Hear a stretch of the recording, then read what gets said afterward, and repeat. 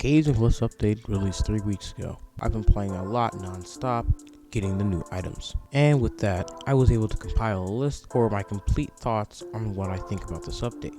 Kind of like a full Caves and Cliffs update review. 2 disclaimers, however.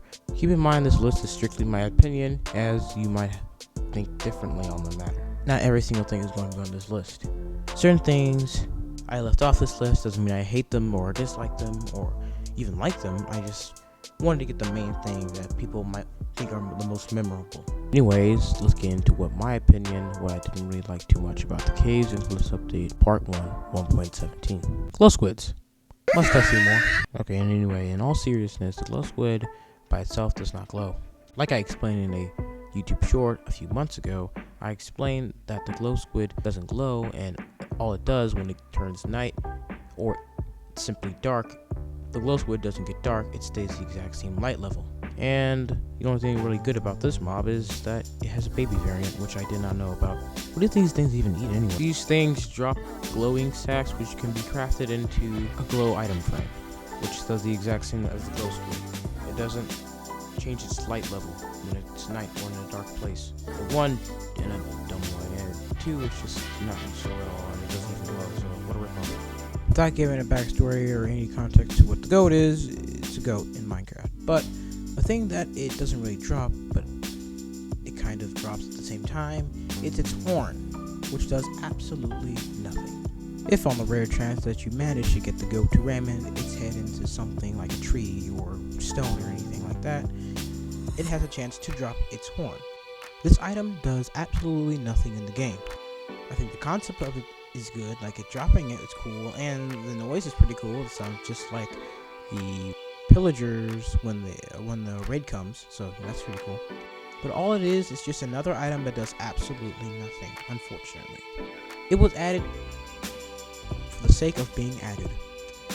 However, 1.18 is coming soon, and I really hope they update this item pretty soon. We have the goat. The goat is okay in my opinion. It doesn't really have a use. I think it's fun. I think it took over the entire Minecraft Caves and Cliffs update trailer though.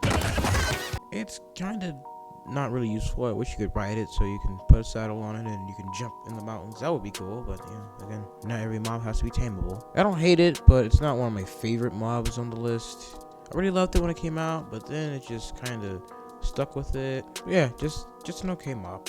Now, I know a lot of people might hate the ore redesigns, but I don't mind them. I think it's nice that Mojang and Microsoft are trying to be inclusive with changing the ore textures for people that are colorblind, that can't see colors and wondering if this is an iron ore, if this is a gold ore, because they look exactly the same. And it looks a little bit more realistic, but it's not one thing that I really like too much. Not saying I would rather them go back. It's just okay. It's a thing that exists. Not horrible, but I'm definitely not going to put it on my top favorite list. It just looks cool, I guess. And now we get on to the last thing that's okay, is the lightning rod.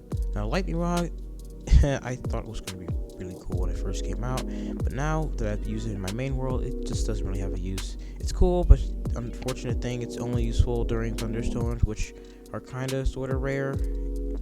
And since the weather cycle is kind of a pain, so waiting for a thunderstorm is kind of boring to me. So I'm not just going to be sitting there waiting for a thunderstorm. When it finally thunderstorms, what does it do?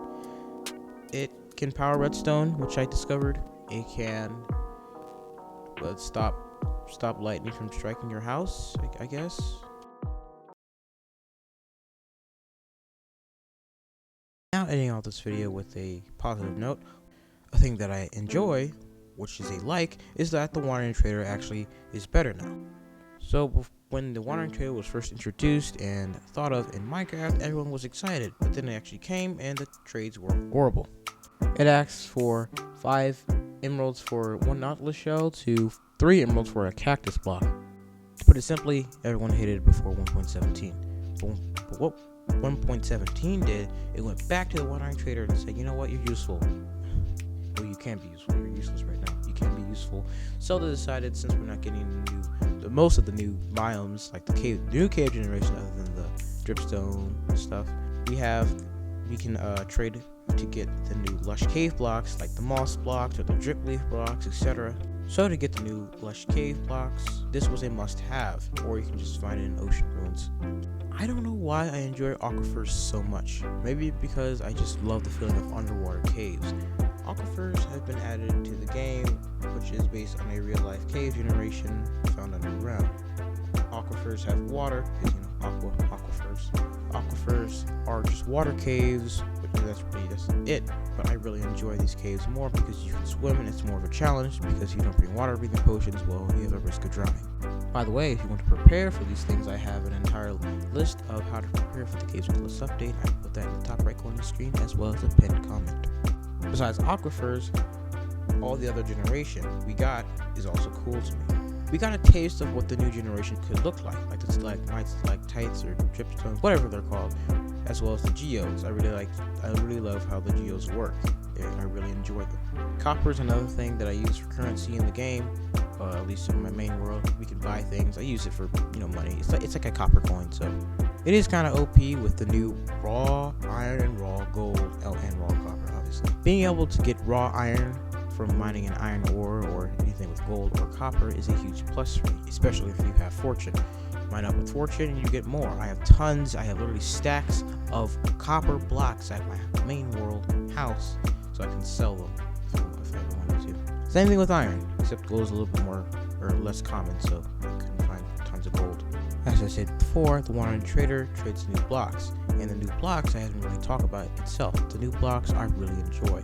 The new tree, though I do have one minor issue, it's not a new type of wood, it's just another oak tree. Nonetheless, I really enjoy this new tree. It's kind of like the azalea tree, yet different in its own regard. At least we got new leaves. As well as Minecraft's first bush. We have two bush variants. One just a normal one without any flowers, and one with flowers. Before, you just had to get some leaves and place them down to look like hedges, but now you can actually use bushes. I hope Minecraft adds more bushes in the future, just because I really like decorative blocks. And lastly, I really enjoyed the axolotls. I haven't used them a lot, but in my main world, I have them on display so we can look at them since they're adorable. I really like the fact that they can give you the regeneration effect, so you can heal when fighting mobs.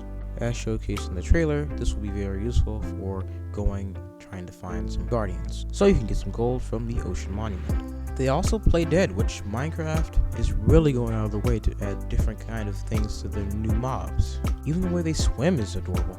But anyways, as a final thoughts and my closing, I really enjoyed this update. A wise YouTuber once said, AntVenom, this isn't the best Minecraft update, but it is the best kind of update. Adding new features, adding 3 new mobs, and adding some things so we can just get a taste of what's to come this holiday season. This is just a teaser update. The real update is coming with the new warden, with the other generation, and all kinds of new things coming, which I'm really excited for. With all those things said, thanks for watching this video. Make sure you click on any of the other videos if you have some time to spare to watch, especially the how to prepare for the Caves with List update. Sorry for the long break, my computer kind of broke down. Anyways, I'll see you guys probably next week or 2 weeks from now again. Bye.